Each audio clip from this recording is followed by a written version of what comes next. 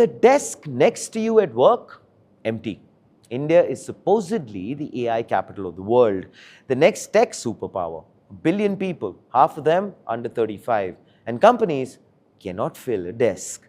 The Quest report just told us why. We have 4 lakh AI pros in this country. On paper, that's an army. In reality, it's unfortunately a skeleton crew. For every 10 jobs these GCCs post, only 6 are qualified to walk through the door. And that is not because of a lack of skill.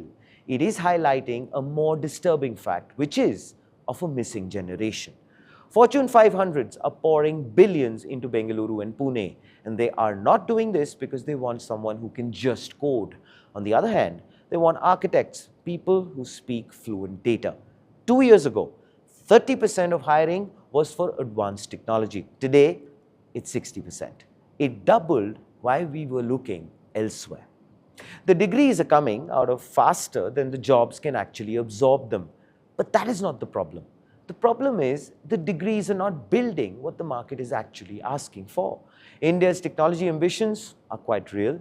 The specialized talent those ambitions require is not here yet, at least in the numbers that matter.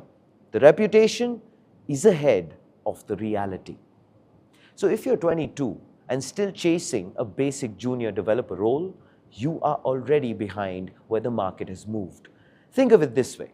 If you're not working with LLMs, cloud, or cybersecurity right now, the queue is moving without you. Everyone keeps saying developers are the most wanted people on the earth. The data says 40% of entry-level candidates are being left behind because the skills do not match what is actually being hired. The world is not waiting for anyone else to catch up.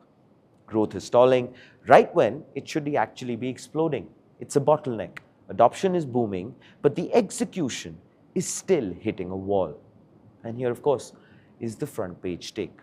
The winner of 2026 isn't the guy with the most followers or, for that matter, the best CV.